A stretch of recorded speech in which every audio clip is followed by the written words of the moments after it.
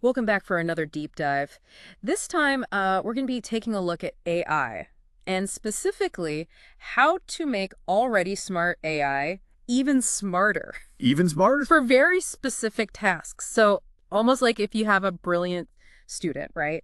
And they're really good at a bunch of different things, Yeah. but then you want to guide them to become an expert in something very specific. Right. Like that kind of a process with AI. Yeah, so like if you had a student who was already really good at like problem solving and reasoning and all that good stuff, but you wanted to make them amazing at predicting how stable a new material would be. Yeah, and so the source material calls this process reinforcement fine-tuning, or RFT. RFT. Yeah. And it sounds very complex, but the idea is actually pretty intuitive. Yeah, it's not that complicated when you break it down. Yeah, it's basically just taking an AI that's already capable of some impressive reasoning and problem solving, and you're just honing its abilities for a really, really specific purpose. Okay, so this isn't just any AI we're talking about here. These are AIs that are already capable of kind of like thinking logically and solving problems. Yeah, exactly. They're called reasoning foundation models. Reasoning foundation models. Yeah, and they use the example in the paper called O1, but there are other similar models out there. Okay. The key is that they're already pretty good at something called System 2 thinking. System 2 thinking, what is that? So System 2 thinking is that slow, deliberate kind of reasoning that we use for complex tasks. Okay, so is there like a System 1 thinking also? There is. System 1 is our fast, intuitive thinking. Oh. So like when you see a stop sign and you just know to brake automatically, that's System 1. Got it. So it's like the more almost instinctual stuff for us. Exactly. Effortless. Okay, so I guess for AI, it would be like recognizing images or translating languages like that. Exactly. Or like doing a simple math problem or... Yeah, or something like that. Yeah, but System 2 is like writing code or composing music. It takes more effort. Okay, that makes sense. And so the AIs we're focusing on today, these are already good at the System 2 thinking. Exactly. And the goal of RFT is to kind of refine that existing skill set Right. for a very specific application. Okay, so one of the examples they use is predicting the properties of a new perovskite material. Yeah, which could be huge for things like solar energy. That's fascinating. Yeah. So we have this like brilliant student, an AI that can already reason, and now we're trying to turn them into this specialist.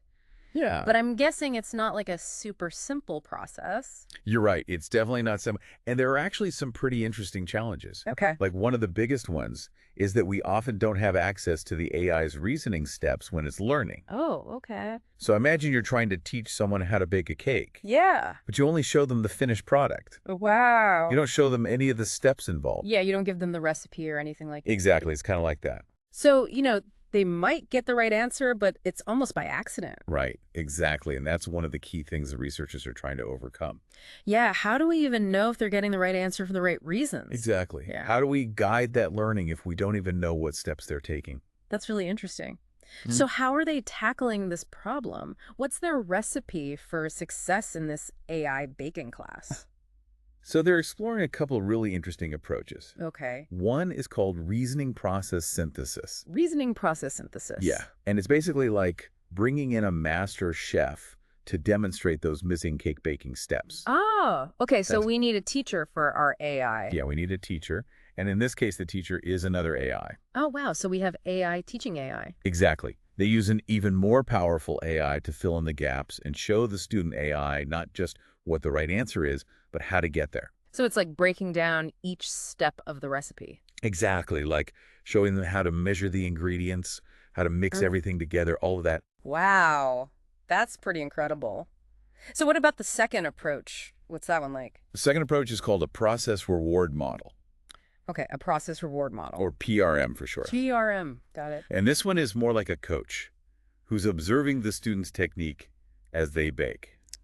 Okay, so instead of just judging the final cake, Right, it's not just about the end result. it's about how they got there. Exactly. It's about giving feedback along the way and rewarding the student AI, not just for getting the right answer, but for using the right reasoning process to get there. So it's like, in sports, it's not just about scoring a goal. Yeah, It's about having the right technique. exactly. It's about developing those good habits. That makes a lot of sense. But I'm guessing missing steps isn't the only challenge they're facing. You're right. There's another big hurdle, and that's having enough data for the AI to learn from. Oh, yeah, because even brilliant students need practice. Exactly. You can't just show someone like one or two examples of advanced math and expect them to become an expert. Right? They need to see a variety of problems. Exactly. They need that practice to really understand the concepts and be able to apply them to new situations. So how do you give an AI enough practice when data is limited? Well, the researchers have come up with some pretty clever solutions for this. Okay, I'm all ears. One approach is called data augmentation. Data augmentation. And it's not about finding more data. Okay. It's about getting creative with what we already have. Okay. So think of it like making flashcards. Uh-huh. You're taking existing information and you're rephrasing it. You're presenting it in different ways to create more practice material. So it's almost like stretching the data further. Exactly. Interesting. So what's the other approach? The other approach is called domain knowledge embedding. Domain knowledge embedding. Okay. And this is about giving the AI a really concentrated dose of highly relevant information up front. Okay. So instead of overwhelming it with tons of general data, Right. you're giving it a boost in the specific area that matters for the task at hand. It's almost like giving them a cheat sheet for a test. Exactly. It's like a crash course on the most important concepts. That's a really cool approach. It sounds like the researchers are really thinking carefully about how to train these AIs. Yeah, they're definitely putting a lot of thought into it. And they're testing their methods too, right? Oh, absolutely. They've run experiments on 8 different scientific reasoning tasks, Wow. covering things like biology, chemistry, physics. So they're really putting these techniques through their paces. Yeah, they're really trying to see what works and what doesn't. So what have they learned so far? I mean, can RFT actually make these already smart AIs even better? The results have been really encouraging. That's great to hear. For example, they found that data augmentation, that idea of stretching the data further, Yeah. it was especially effective when they only had a few examples to work with. So it really helps to make the most of that limited data. Exactly. Yeah. But, even with these advancements, Yeah. there's still room for improvement. Of course. Those really complex scientific tasks are still proving to be pretty challenging. So it's like we've helped our brilliant student get a head start, Yeah, but there's still a long way to go before they're winning Nobel Prizes. exactly. It's a journey, not a destination. That's a great way to put it. But it sounds like RFT has the potential to really revolutionize how we use AI for these complex problems. It really does. And it makes you think about all the other areas where this could be a game changer. Yeah, absolutely.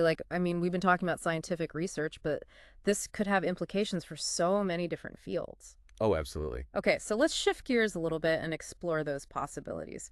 What other fields could really benefit from RFT? I mean, the possibilities seem endless, really. Yeah, like what about healthcare? Oh, yeah, healthcare. Imagine being able to diagnose diseases earlier and more accurately, or develop personalized treatments. Yeah, or even accelerate drug discovery. Exactly.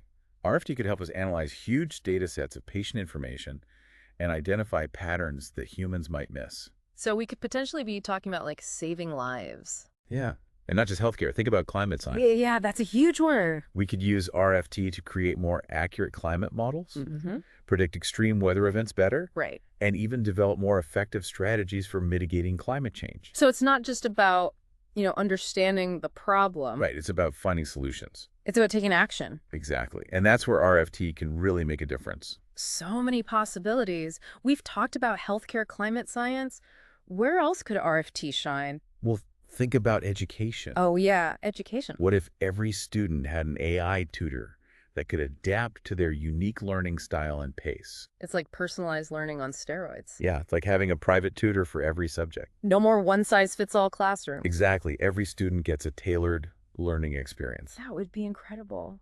And it's not just about, traditional subjects either. Right. Imagine AI collaborating with artists and musicians, Oh, wow. pushing the boundaries of creativity in ways we can't even imagine. An AI muse. Exactly. It's like having a partner to brainstorm with, to explore new ideas and concepts. The art and music that could come out of that is mind-blowing. It really is. Yeah. And then there are fields like finance and law, Yeah, where analyzing vast amounts of complex data is crucial. absolutely. RFT-trained AI could be a game changer in those fields. Yeah, helping experts make more informed decisions. Exactly. So it's not just about pushing the boundaries of science. Right, it's about improving outcomes in every area of life. Precisely. And those are just a few examples. Yeah.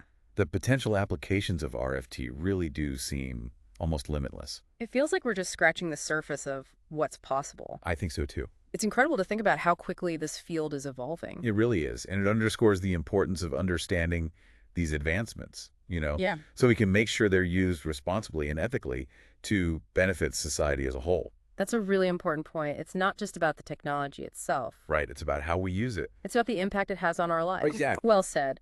That's a perfect point to wrap up on. So to our listener, we encourage you to keep learning about AI and its incredible potential. Yeah, stay curious. Ask questions, explore the possibilities. It's an exciting journey, and who knows what amazing discoveries lie ahead. Exactly. That's all for today's deep dive into the world of RFT. We hope you found it informative and engaging. And maybe even a little bit inspiring. Until next time, happy exploring.